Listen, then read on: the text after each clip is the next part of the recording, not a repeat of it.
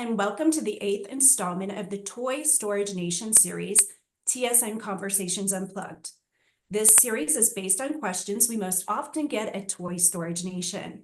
Today's topic is the condo concept. Today's participants are Wayne Woolsey, president of Kiwi Construction, Adam Pakes, chief executive officer, Luxelocker, and Melissa Anderson, account executive, Forge Building Company. Thank you all three for being here. Before we begin, I was hoping all three of you could briefly introduce yourselves and give us a brief bit of background. Melissa, can we start with you? Of course. My name is Melissa Anderson. I'm an account executive at Forge Building Company. I have been in the construction industry my entire career and have been with Forge since 2020. So I am glad to be here and contribute to this conversation. Thank you, Melissa. Wayne? Yeah, good day, everybody. I'm Wayne Woolsey, president, Kiwi Construction. We've been building steel buildings since the early 80s. We started off when they were wooden drywall, and now they're, we can all see what they are today. So here to help any way we can. Thank you, Wayne. And Adam? Hi there, Adam Pakes, CEO Luxelocker. We have been building storage for the last 11 years, and a very exciting journey. We're expanding rapidly, and yes, excited like Wayne is to answer questions and help out the community. Thank you, Adam. So I'm going to go into my first question right away. We've got a lot to cover. It sounds like a simple question, but it's where we all need to begin, and I get this question a lot. What is a storage condo? How does it differ from traditional storage, and how does it differ from a Class A boat and RV storage enclosed unit? And I understand that the condo concept is a completely different thing in some ways. So Adam, can we go ahead and start off with you?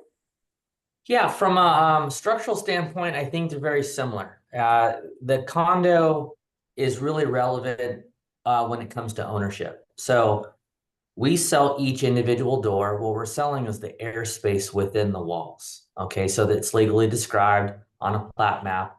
Every door or unit has its own APN number, its own tax bill, if you will. So whether a person owns 1 or 5 or 10, they're getting that many bills commensurate to the amount of doors that they own. With our types of locations, we do establish CC&Rs. They are recorded on title, and we are, in most cases, the declarant of every location that we build. Some states requires a approved HOA board to be voted on, regardless of whether the declaratory rights stay with Luxelocker or not. And then some other states like Idaho, for example, allow single declarants whether they even own a unit or not.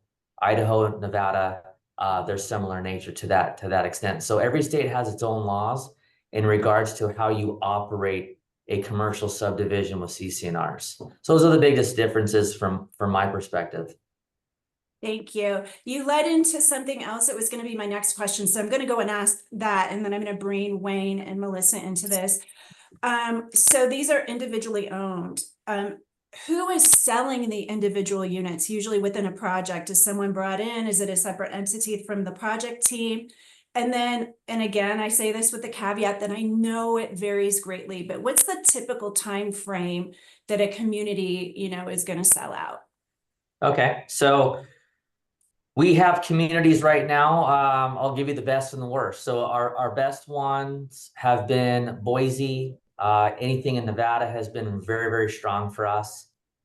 Typically, our run rate is getting things 50% to 60% pre-sold, meaning we're doing the sales and the contracts during the construction period. So by the time that we get certificate of occupancy, 50 to 60% of those units are pretty much spoken for.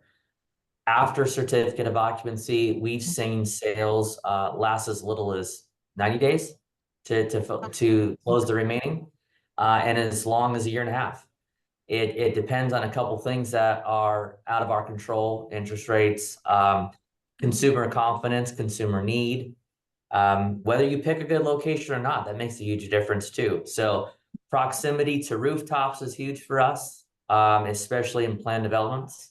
That seems to be a real key factor for us. Is folks that have restrictions in their neighborhoods typically look at storage as an extension of their home. So that's kind of a tagline that we have here. We're an extension of their home. So as far as the sales, we choose to outsource our sales. We used to do it in-house. And as we continued to build more locations at the same time, it was harder for our team to keep up with the amount of leads that were coming in on the specific locations, and then making the appropriate amount of phone calls and touches for every single lead.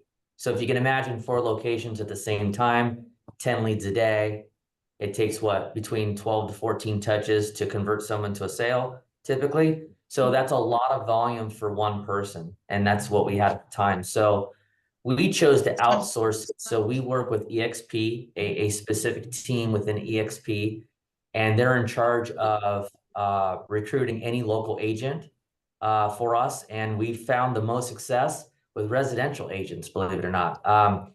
They are more accustomed to pounding the phones, following up with leads, working leads, cold calling, than no offense to commercial brokers, but because it's such a smaller ticket, you know, anywhere from 80,000 on up per door, residential seems to do a lot better with the volume of leads and the follow-up of the leads. Interesting. And for someone purchasing a condo, are there certain benefits when you're purchasing a storage condo? Is that considered a commercial property, a residential property? And are there some tax incentives or any benefits there for a buyer? It's commercial. There isn't, to my knowledge, there isn't any tax incentives. As far as depreciation is concerned, I've heard a few different of our buyers do a few different things. I don't want to get into any of that because I'm probably going to butcher, you know, what we the cans and the can'ts. But it is commercial. Yeah. Thank you. Thank you. Wayne or Melissa, on that end of things, kind of the structure of it being, you know, individual owners and whatnot. Do you have anything to add there? I was going to move on and ask some structural and development questions as well of you two. I was just Yeah, going to look- add, oh, go ahead, Wayne. Sure. Yeah. Now look, so, you know, obviously that, you know, Adam's certainly got the information on the selling and the development side. From our side in the building world, you know, there's some big differences between what would be a storage building and then what would be a condo development, you know, from space of unit, you know, how they're insulated, how they're finished. You know, we've got condo projects that are bare bones. And then we've got condo projects that you walk in and they look like a house almost, you know, with the full-on bathrooms and air conditioning and mezzanine systems and fitted out with, you know, we've seen, you know, projects completed where a couple of guys have got a 20 by 80 unit with a full-on train set inside it, or a guy that has, you know, the oldest John Deere tractor collection you've ever seen. So, you know, the user of the condo is completely separate from the user of a storage unit, where, you know, you might have the plumbing contractor, the electrical contractor using them as a second office. So the really apples and oranges as far as both how they're built, the user, and then to Adam's point, you know, how they're developed as far as their own metered units. So, you know, we can get as deep as you want into that, from how they are to built to how they're priced out. But yeah, it's certainly gaining momentum, the condo world. And I'll actually, I'm a little contrary to that. I would say structurally, they're very, very similar to enclosed boat and RV. So we're doing a very similar method with the post and purlin system or a standing seam roof. Where you have the differences is how many upgrades are you going to do in these specific units. And for some of the projects we've done with Adam, and Adam, you can correct me if I'm wrong, but we've done a mixture where there is premium units that are all the bells and whistles. They can even be plumbed in for electric or for plumbing and sewer, whereas some of the other units are more of that bare bones, where they're just insulated.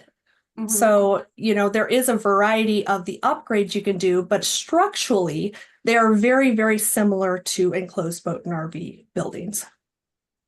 Thank you. Yeah, look, I would agree with the way they're built, but certainly, you know, whether you're in the outskirts of Nevada, Boise, or you're in Texarkana, Texas, you're going to have a variance of how they're finished, and it depends on the user, the developer, how they want to develop them. So I don't think there's just one ripcord of they all look like this. Of course, I think that you get that in any of the self-storage facilities. There is a variance of aesthetic appeal of what it looks like on the outside, and then what you put inside of the units to make them that premium condo. Yep, absolutely. Thank you. So it sounds like there's kind of a base that really, when you're thinking about almost just the base level concept of what the condo is, it's going to be climate controlled. It's probably going to have electrical. Is plumbing something that's normal, or is that more of the premium when developers are starting to look at? I know that Wayne and Melissa have probably done it both ways. Wayne, I'm assuming you guys do a lot of your projects as well, or do you? We're the steel building guys, so we work with general contractors. So Okay. we get more in the front end on the development side of it with folks like yourself, where we'll get a package ready and then we'll take it out to a general contracting group, and then they'll go build it. So specifically when it comes to things like that, we're certainly making sure there's room in the design for upgrades, phase 2, phase 3, and then sort of the old house track home design, where the owner can come in and say, yeah, I want carpet, I want extra electrical, I do want a bathroom. So they're certainly ready for those options. We have tried to be as reliant on the data as much as possible, because when we started this business 9 years ago, it was all anecdotal feeling. Oh, that looks like a great area, let's try it. Okay. And then over the 9 or the 11 years, it's been a collection of going back through everything that is sold, how fast it's sold, what price points it's sold at, is it retrading for what price points? And what we found is we eliminated plumbing underneath the slab. So we build, we'll call them Lux units. Those are the ones that we consider that are upgraded. We used to plumb in and stub in water and sewer. About 3% of the total buyers that bought those units that had the ability to upgrade or build out a bathroom, only 3% of them actually did. But the cost to put that in there, and we weren't charging any additional premiums for them, almost like a lawsuit. It says, yeah, you can have water, and you have your 100 amp panel, you can put 50 amp plug, you can put a mini split in there if you'd like.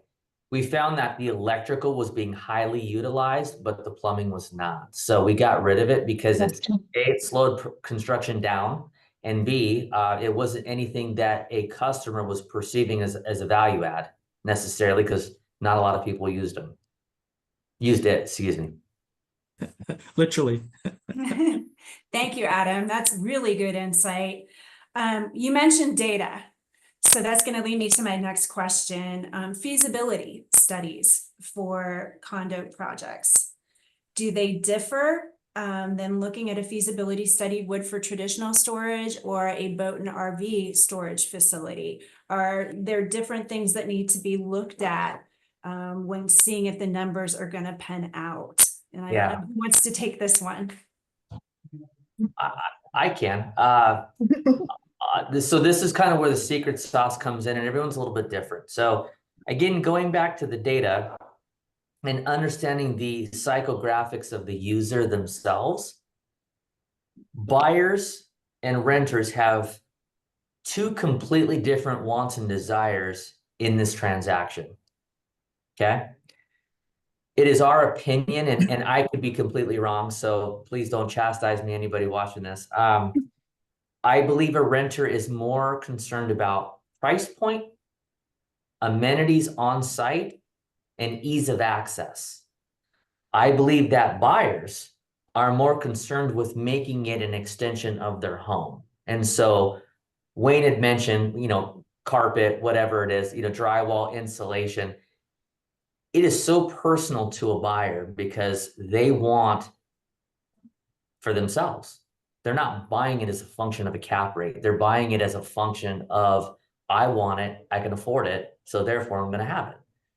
So design has a huge influence on what you're going to design for sale. At least for us, it does. And what we're going to design for lease. Mm-hmm. So when it comes to feasibility, I have heard, and I have attended a lot of different classes, and they've talked about what the consumer wants are. Some of it I agree with, and some of it I don't. I don't believe that the consumer for a renter wants wider stuff. I believe that they're more concerned with price point than they are with the width inside the unit. Depth is important, but width not so much, right? Because they're paying for that extra width per square foot. And if they don't actually utilize the extra 2 to 3 feet that's in that unit, that if they're just sticking a trailer in, they're gonna, it's too expensive. Mm-hmm. So be mindful when you're doing your feasibility studies, where you're building, who your client is. Are they more renter centric? Or are they more buyer centric? And if so, you're gonna have to design accordingly, because you can't just do a bunch of 14 buys and 15 buys and expect to just do really good. You might get lucky somewhere, but you need to have a variety. And then here's the key: price accordingly, because you're going to get premium on some, and some are going to be loss leaders. Thank you, Adam. Wayne or Melissa, do you have anything to add on what you're seeing out there? Yeah, look, I would agree to the extent that data is so important, and the developers we're working for, I think they're similar to Adam. You know, they're doing their own data. You know, I haven't come across anyone out there in the feasibility world that has stuck their hand up and said, yes, I can get you a study for a condo project. You know, there's the group out there that are doing storage, and they're very good at it. But I think, you know, the condo world is still relatively new, although Adam, you know, is probably one of the guys that have been in there the longest based on his tenure. It's great that they're using their own data to look forward. You know, and when you become of size, you have the ability to do that. The newer groups coming in, they just don't have that ability yet, and maybe they do need a feasibility company, and maybe that's a business for Adam as a side deal. But you know, certainly someone can provide that info. But I would agree, the storage world very price sensitive, more so now that there's been such a huge amount of development that's come in. We are starting to see some struggles with projects that have come out of the ground, and they're trying to get to stabilization. And they're big projects. You know, typically we see the condo projects, they're going to be a 40 to 60,000 square foot project. We see some more that are phased. We typically see 2-phase projects where they'll get out of the ground, and that certainly helps. We might build, if there's 4 buildings on the project, we might fit 2 out and leave 2 as a shell, so that, you know, they can come back later and take the data from phase 1 and come up with a more of a unit design for phase 2. We're seeing a little bit more of that. So there are options to get what you want without completely building the project. Thank you, Wayne. Very good insight. And Melissa, did they cover it for you, or did you have anything? They did. I actually have a question for Adam. When you're looking at locations, are you looking at demographics, not just like income and such, but are you also looking at toys that are sold or RVs that are sold? Are you looking at markets that have, you know, where they do have more luxury items? Yes. What we did, we get this question a lot: what's your total addressable market? Everybody wants to know how big this industry can be, right? And so we put together an AI model that took into consideration registrations of existing RVs, registrations of new RV sales, new marine sales, new side-by-sides, motorcycles, classic cars, regular cars, exotic cars. We import all that registration data and overlay it with housing, population over a certain age. We like to underwrite over 65 when it comes to buying. And then we weight that based on just an internal way that we weight all that data. And our system will generate it, for a simple term, a combined weighted measure, or we call it a credit score. And it'll assign a credit score to every zip code in the entire United States. And based on past locations, we know which locations did well, and we know what those credit scores are. And then we kind of underwrite to that as a base case. Did that answer your question? Was that personal? Yes. No, that was fantastic. I love the fact that you're using so much data to drive your expansions. You have to, because you can make a lot of, I mean, I'll be the first to tell you, we've picked not such great locations because it looked good. And what you hear, for anybody out there as a storage developer, how many calls have you ever had where someone goes, oh, if you build one here, it would do so well? I heard that probably once a week. Oh my gosh, if you built it in, Chesterfield, Missouri, you guys would just kill it. Really, what suggests that outside of a feeling? Those are the questions that I ask. Right. You're like, my credit score doesn't lie. Because I've done that. I built something in southeastern Washington, and everything lined up: income, population, rooftops, registrations, everything lined up. But I missed one thing. It was on the road going to nowhere. And so everybody perceived it as out of the way. Oh, interesting. Yeah. So always look at the migration habit of the user. If they're going to go to your location, can they continue on from your location, or is it a U-turn? Not figuratively speaking. Are they going backwards to go forward? Those things matter to people. Absolutely. Thank you, Adam. This leads right into a little bit more on the site selection. Obviously, all the data you're looking at, but have a question in comparison to what we talk about boat and RV storage, traditional, I guess what you would say boat and RV storage. We say it doesn't necessarily have to be in the city. It doesn't have to be necessarily right where everyone's living. People are willing to drive a little bit further to get there. If it's a Class A facility and it makes their, expensive toys, it keeps them secured, protected, and they've got amenities and conveniences. But what we always say is it needs to be on the way to a recreation destination, right? It needs to have that convenience. But that being said, storage condos, I would think people want to get to them more often. They're utilizing them more than you might go to your boat or RV storage. So site selection, is it more important to be closer into a city or where people are living? And are there any other considerations? How about the size of land for development? For a boat and RV a storage facility, a lot of times you're hearing the least you'd want to start at is 8 to 10, maybe phase even further than that. But I would think you could go with a smaller property. Am I wrong? No. Needs to grab that. No, 4 to 5 is our minimum. We have bought up to 11. If for anyone that's starting out, I would probably suggest between 4 and 6 is a great start for you. As far as where, I hate the word depends, but it just all depends. I mean, Lake Havasu is where I live. And so we're home to 62,000 full-time residents. But we have over 9,000 RV and boat storage units in this small town. Okay, it's the most per capita in the world. Why? We're a destination.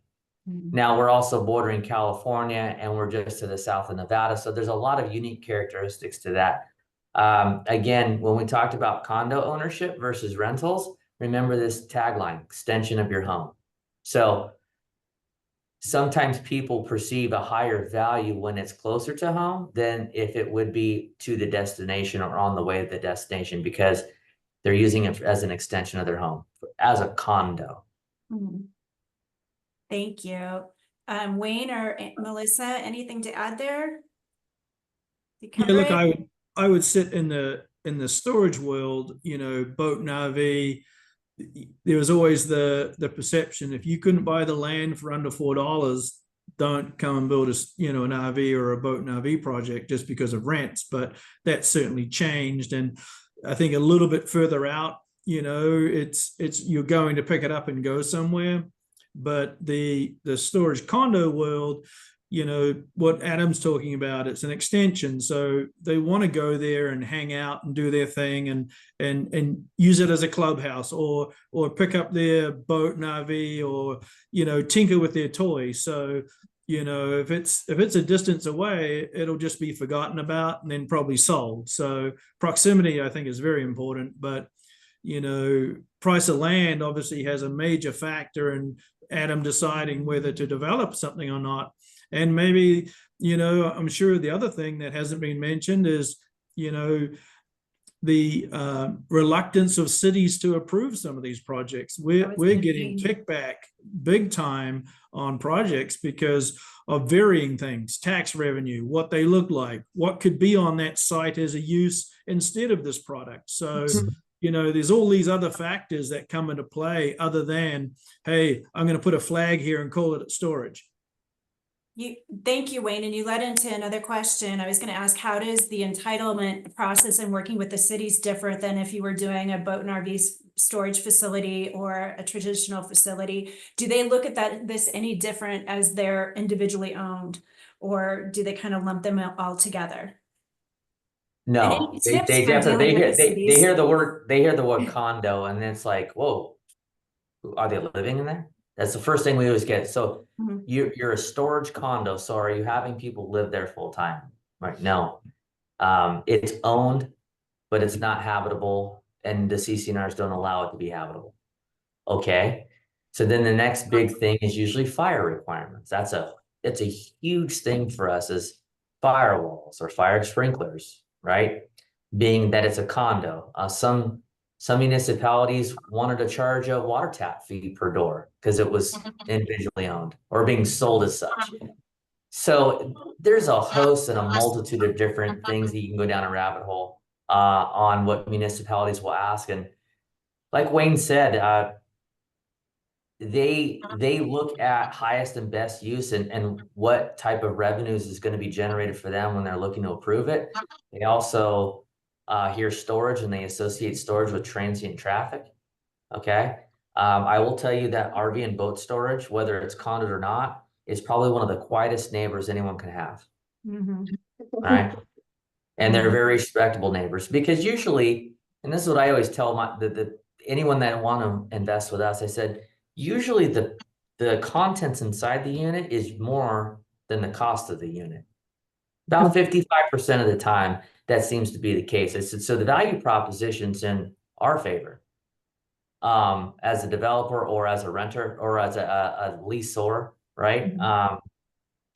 So yeah, pretty good neighbor. But yeah, we've heard a lot of different questions from municipalities, and it's just navigating the water and just explaining to them what the product is. So visualization is a huge thing in pre-app meetings.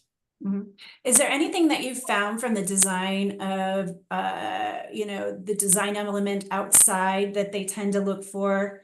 You know, I've heard sometimes it's simple as you're getting problems with the city, but if you show them a rendering of how pretty you can make the outside look, you know, it sounds too simple, but at times that's helped, that they understand it's not going to look, they still have that mentality of it looking like the old school storage facility. Yeah, stucco paneling helps quite a bit.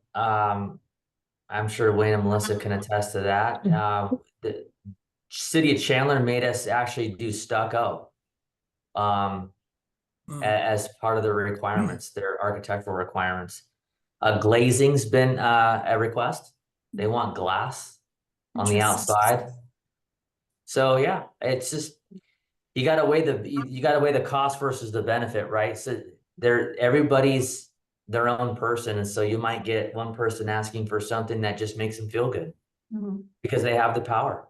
You're like, right, okay. Right. Thank you. Yeah, look, typically if someone comes to us with a napkin and says, here's my APN number, what can I build? You know, Google Earth has been huge for us, right? You know, so we'll jump on Google Earth and we'll go look at the street, you know, 12 ABC Street, Phoenix, let's call it, you know, and we'll just pan around and we'll look at the buildings in that area and go, well, this is what the storage is going to look like.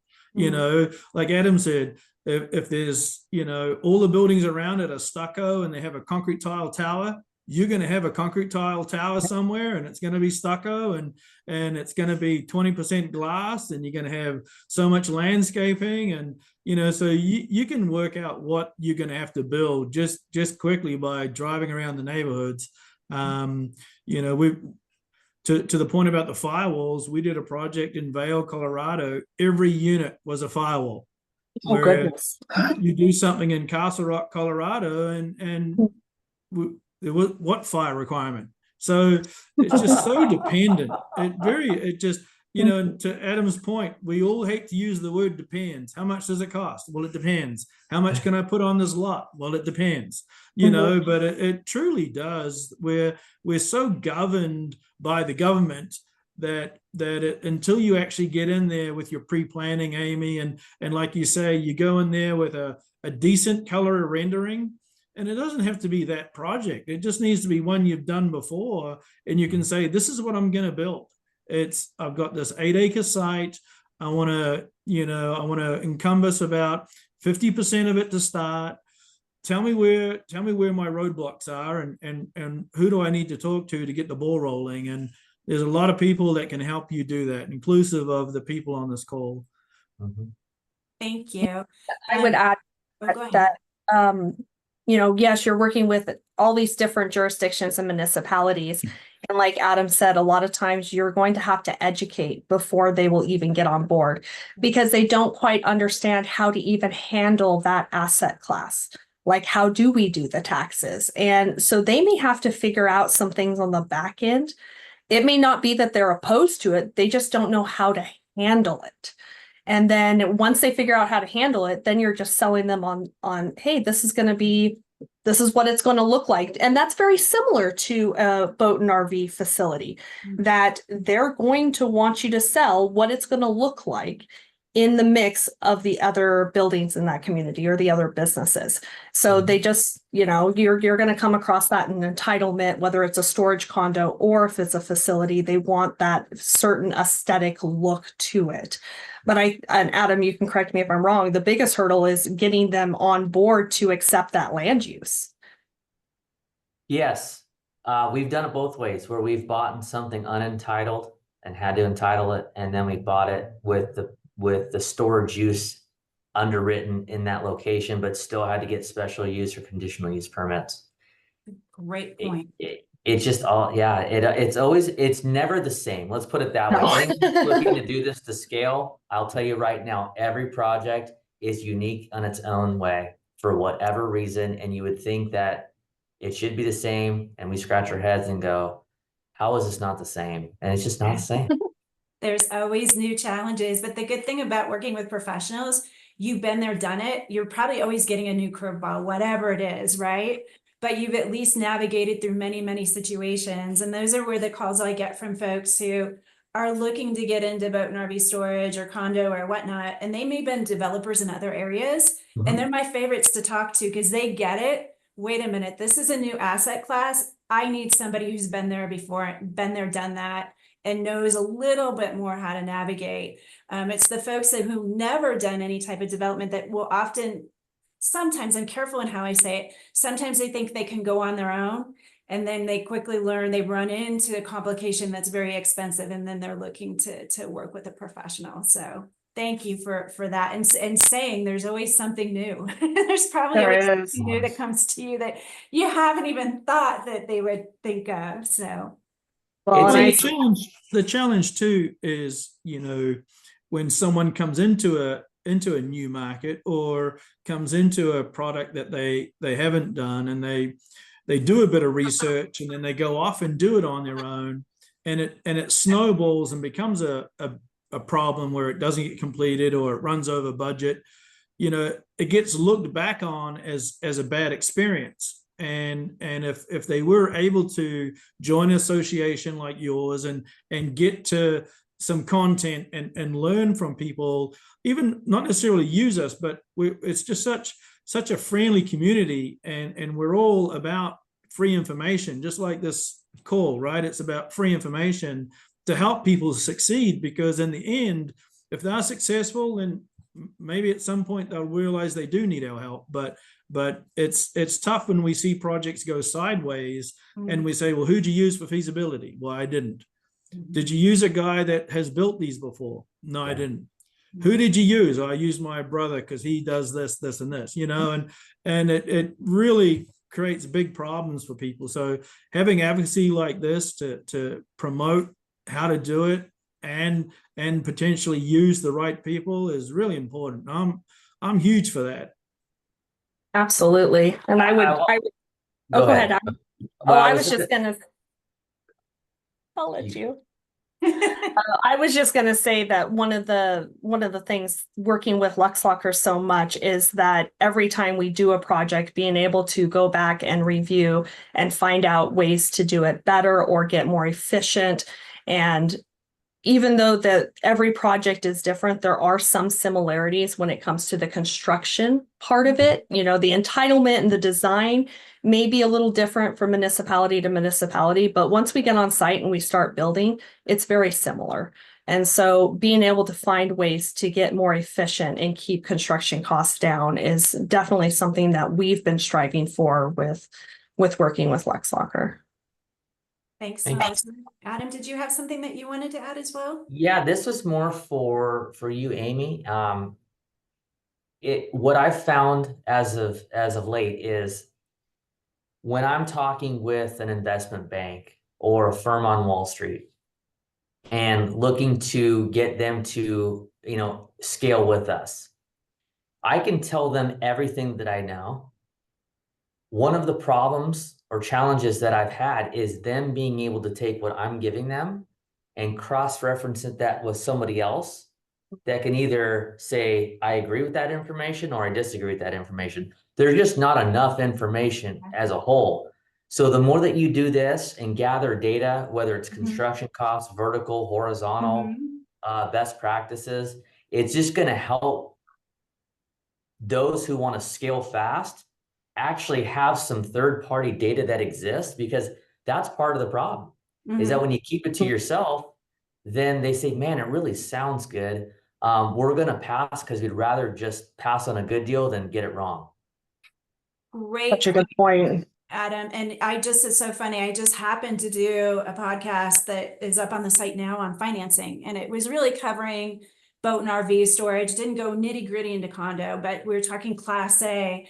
And, you know, brought up the point that when we started Toy Storage Nation, you know, 3.5, 4 years ago, there wasn't a lot of data out there to go to. Now, I'll say this, Store Track and Yardi are ramping up and getting as much together as they can, and they're doing a great job.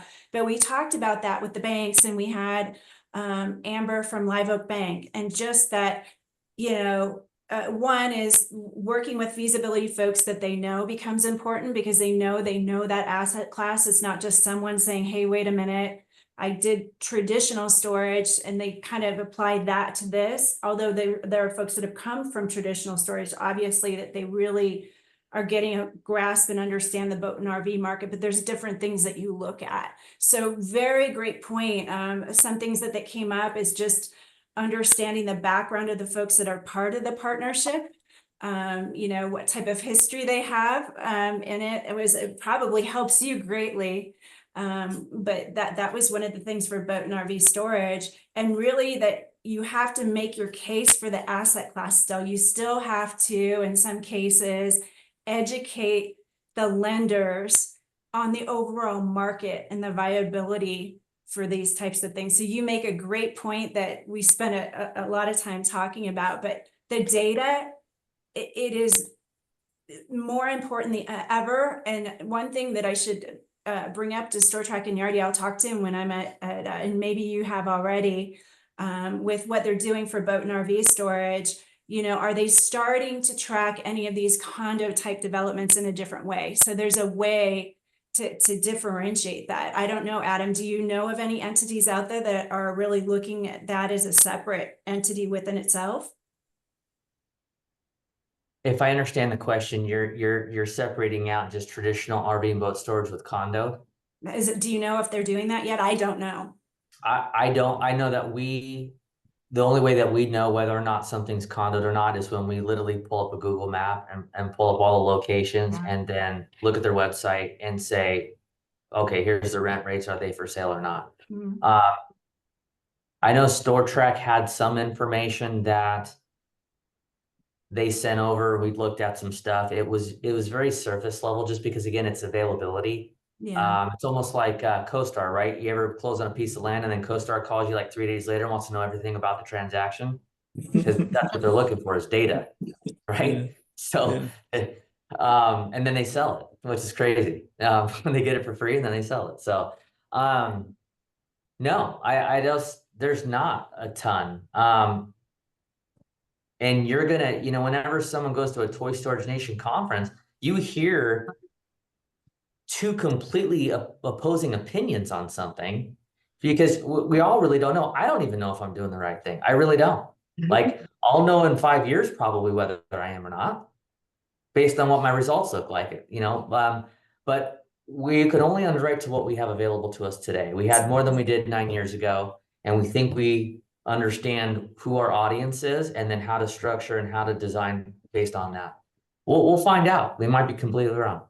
I don't know. Thank you for that. Do you, and this goes completely against what you were just saying, but do you have any tips that you could give folks if they're seeking, financing? Anything that you found was helpful for you when going to the banks or lenders? Yeah, two things. So when we first started, we funded this company with what I would call country club money, family and friends, high net wealth individuals. And in today's climate, I would say raise a minimum of 35% of your total project in cash, and then go out and try to get at most a 65% loan to cost. I found that a lot of banks want to put this into an SBA box. Doesn't really work like that. As you start to get these larger projects, the cost of construction exceeds the SBA limits. Like, my average cost of location probably right now is between 10 and 12 million. So getting a larger institution, I've had to personally guarantee probably 15 loans. So it's hard to escape that unless you want to pay a much higher interest rate. So I would tell somebody to look at what the SBA limits are, number one. If you're going to syndicate something where you're going to get family and friends, raise at least 35% cash. It makes it a lot easier to get a yes. Mhm. Even if your balance sheet's mediocre, having that equity down really helps. Mhm. Thank you. Wayne or Melissa, anything to add there?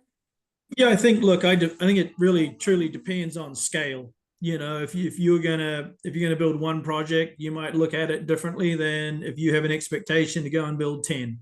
Mhm. I think if you're going to go build 10, depending on who your friends and family are, that might be a short runway of 35% deals. So, finding coming to these events and finding a capital partner or speaking to someone or going into a joint venture with someone, you got to look at it and go, do I want 10% of one or 5% of 12? And it just depends on how you want to scale it, what you want to do. Again, we're using this word depends again, but I think, the condo world is so new. We struggled with this late 90s, early 2000s, and then we came out of the GFC and just educating people on the strength of storage and how strong it was and how it was different than office and how it was different than one industrial building. You look at an industrial complex, you have one person move out. If they were the anchor tenant, it killed the deal. Where storage, you could have 20% of the people move out and it's still stabilized. Mhm. Condos are a little bit different. It's an ownership base. So, Right. once you get through that lease up that Adam talks about, now you're getting your monthly HOAs. Again, it's a different structure. So, to me, I would think that has more strength to a bank because, it has risk up front, but once they're sold, I think you could look at it from a return would be a little bit quicker. And that's sitting on outside of the fence, not sitting on Adam's side where, he's personally guaranteeing 15 loans, and that comes with its own burdens. But I just think the exposure of this market is gaining momentum. We're seeing more of it. We're seeing some comfort level in developers and their ability to go get loans. And I think once these interest rates turn, I think you'll see a little bit more money come back, and hopefully Adam will go build another 15 more. Here's one thing that I will say, Wayne, great points. When we get an appraisal, we've experienced this twice now and recently. We provide the data on the sales. So they underwrite a lot to what our historical sales per square foot was in other locations. And so we'll provide them 5 locations. We'll provide them the years or the months that we did these prices in, and then factor in some type of a percentage increase. Banks always go back, or the appraisers always go back to, if you didn't sell one, what does this property's worth based on its cash flow? What I'm finding in the RV and boat storage space is that everybody needs to start pushing their prices up, because construction went up, but rent rates didn't go up commensurate to the price of construction necessarily, and then the cost of money to boot. So we were getting values of our projects cut and underwritten more so on a tenancy basis than a sales basis. And so that required us to bring more money down in some cases. Banks are interesting. Sometimes they don't like the turnover either. It's like, yeah, your condos are spec. We've heard that twice now. Well, it's kind of more of a spec type of a build. Say, well, I guess so, in the sense that we're banking on people buying these to pay you back. So they've taken a different stance over the last year as far as their eagerness to say, yeah, we love the turnover of the capital. We can realize the points up front sooner. And now they're looking at it a little bit more from a rental approach first, sales second, at least in my experience, which is making it more, require more money down. Have you entered a project as a basis as rental, or have you entered all your projects as a sale basis? Great question. A sale, going forward, it's going to be both. So a hybrid one or the other? Hybrid, both. Oh, there you go. Yeah. So we believe that they can coexist together. That might be a podcast for another day, but Yes.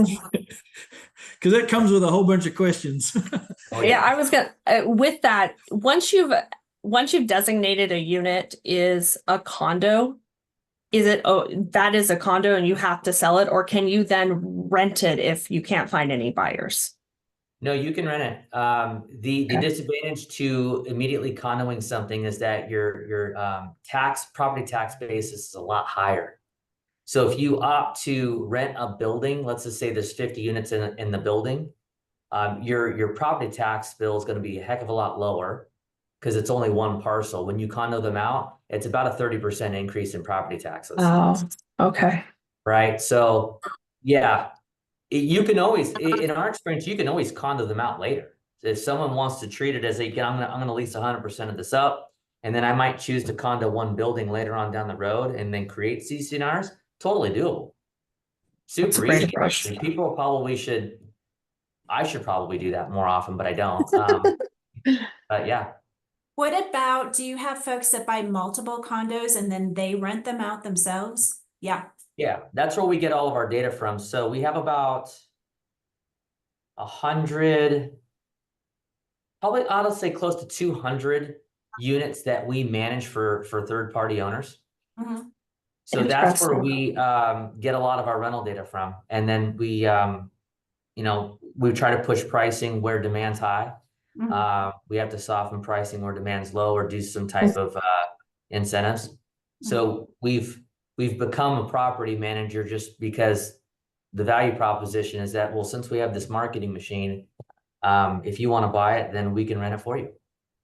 Is there some sort of agreement when you buy a condo as far as who you will rent to? Because I know sometimes HOAs have certain parameters for condos or whatnot, or is it kind of at their discretion? So you're asking if a third party who owns their unit wants to rent it out themselves, can they rent it to anybody? Is that the Yeah, question? are there any restrictions that they have? Nobody in our locations, you can't run a business out of the unit. You can't live in the unit. You can't have any hazardous materials in the unit, any perishable stuff. As long as they're abiding by the rules, you can rent it to anybody. We've had some violators, I'm sure everybody else has. And some of it's easy to fix and some of it's not. So yeah, it's just the Gotcha. horror stories of storage, man. Although I would think we have far less horror stories in this type of an asset class. That, Yeah. and again, I never bash traditional storage. We love traditional storage. But one thing that we do talk about is a benefit to Class A boat and RV storage is just the clientele that you're dealing with. Yeah.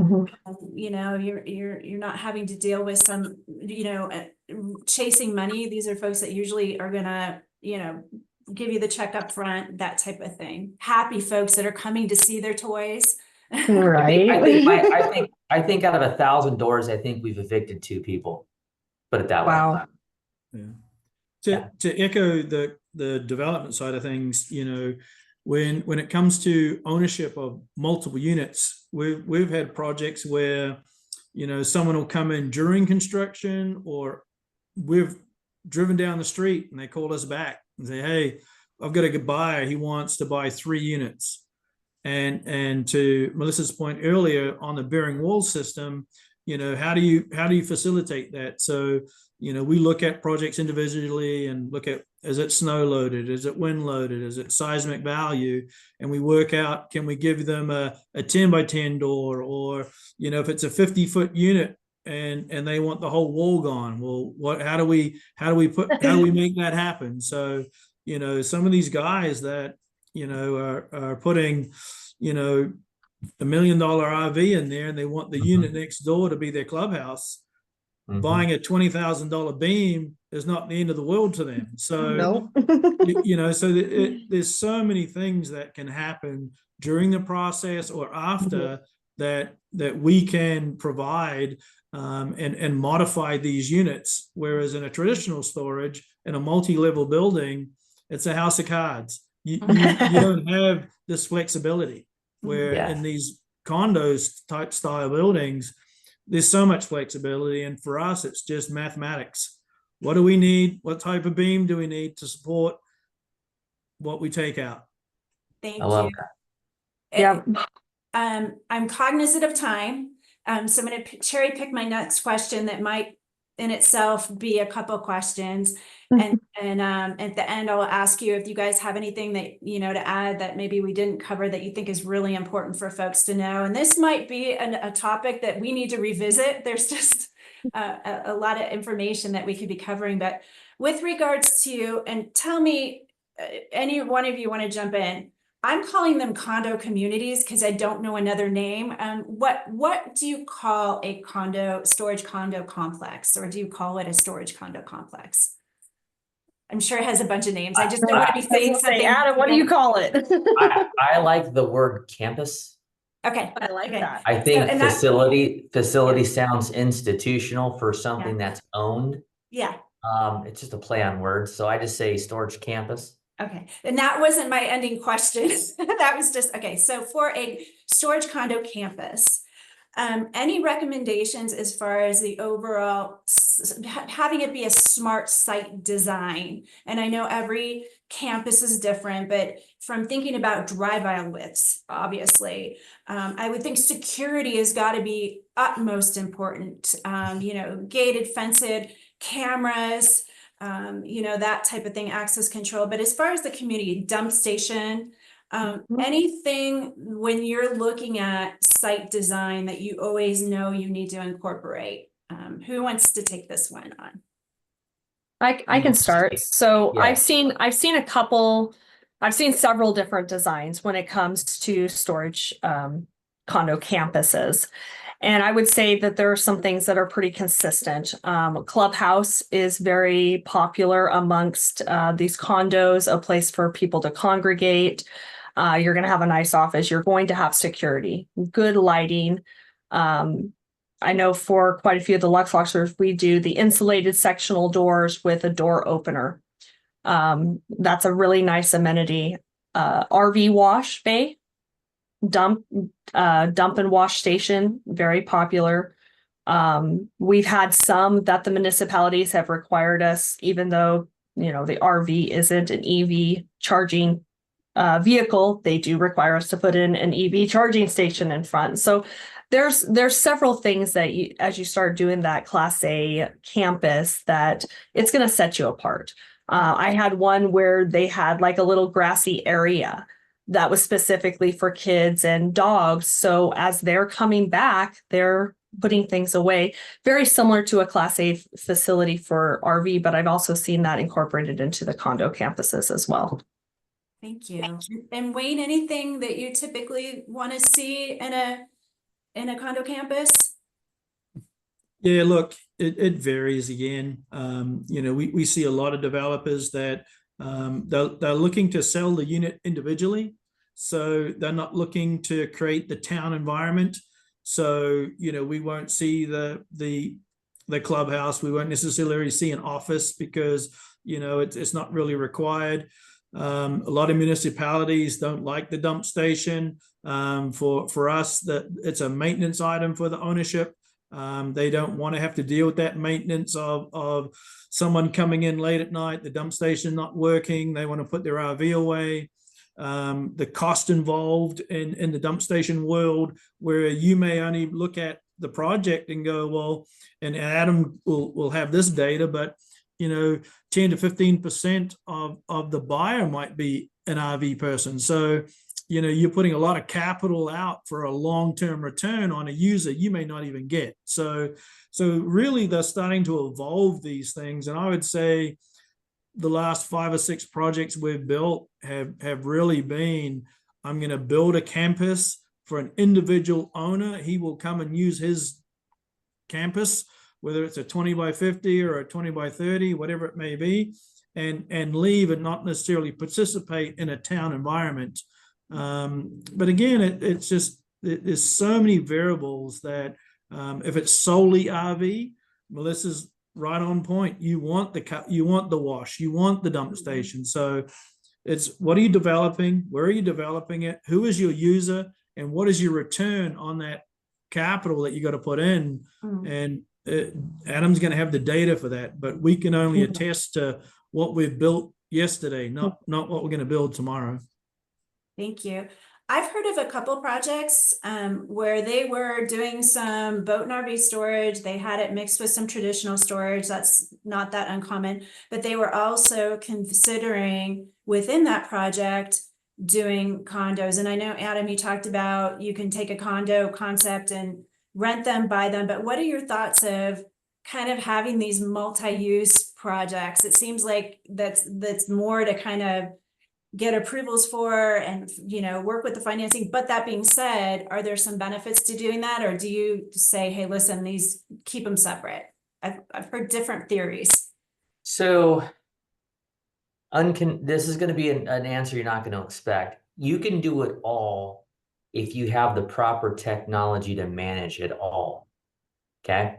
So what both Melissa and Wayne can appreciate, and I'm sure they've heard from their clients, is the amount of resources it takes from a human capital perspective to maintain ongoing operations. Okay. So if you're going to have a cornucopia of different options for people, traditional, lease only options, and then condoed options, you're either going to have someone on site, you're going to have a real, kick butt type of technology platform that can delineate who's the user is and what proper access controls they're going to have. With condos, traditionally people get clickers for their doors, right? In a traditional like RV and boat storage, just all rental platform, when user's done, you got to get that clicker back so they can get it to the new user, right? So going forward, at least I'll speak for Luxelocker, we're manless. Okay. And in order for us to scale properly, we needed to figure out a technology solution that allowed us to plug and play into the ecosystem. So we built it. So we build everything from hardware access control to the software management on the back end, from leasing to buying. Our stuff can differentiate who the user is and what access controls that they can have and what permissions that they can have. So you, again, my answer is you can do it all, and I would encourage everybody to do it all. Just look at the human component of how to manage it all and whether that's worth it or not, because that's going to affect your overall value. But if you could find a solution technology-wise to manage it all, then do that. Thank you very much. That's very insightful, thinking of it from that perspective. Wayne or Melissa, from projects that you've seen or you've been working on, have you seen any mixes with this? I have one that I'm working on. It's in design phase right now, and it is going to be a mixed use. It's actually going to have flex. It's going to have contractor units. It will have traditional RV, traditional self-storage, and as well condos. So it's a pretty massive, a little bit of everything project. Thank you. Are they going to share a common area? We are working on doing the layout to kind of give it a different section. So there would be a different gated area for the mini storage. The flex and the commercial is kind of storefront. It's not behind a gated area. And then you have the boat and RV and condos in another section. Just some food for thought. We were actually looking at a site in Eagle. I don't know if you remember that or not. But we were required in the city of Eagle to do some type of storefront. So we were going to do this flex space that had the roll-up doors in the back, going into the common areas of our storage users. And when someone's running a business out of flex space and then nobody else in the campus is allowed to run a business out of it, that can be really confusing on if some truck is parking in front of a door and they're like, hey, the guy's blocking my stuff. And we're like, you know what, that was probably the best thing we ever did, is never build flex space attached to our stuff. It's a separate in and out. Interesting. Yeah, that's probably one of my biggest piece of advice. If you're going to do this whole option of serving 4 different types of customers, make sure that the people who are your users are in the same common area with like kind users. Right. Yeah, the flex space is completely by itself, like a whole different separate entrance and back. And then when you go into the mini storage, that is where you have the fortress style. So it almost looks like it's 2 separate businesses. Good. Yeah. Thank you for bringing that up, Adam, because that was a question That's great. I wasn't able to get to. If someone's buying one for their man cave, right, and they want a little, every once in a while, peace and quiet to be with their toys or the buddies or whatnot, and you've got someone else using it for, you know, industrial purposes or whatnot, and you've got loud things happening or whatever, it seems like that's not going to mix well. I don't think so. That's a big investment to hopefully, to hope it does mix well together. Right. Gotcha.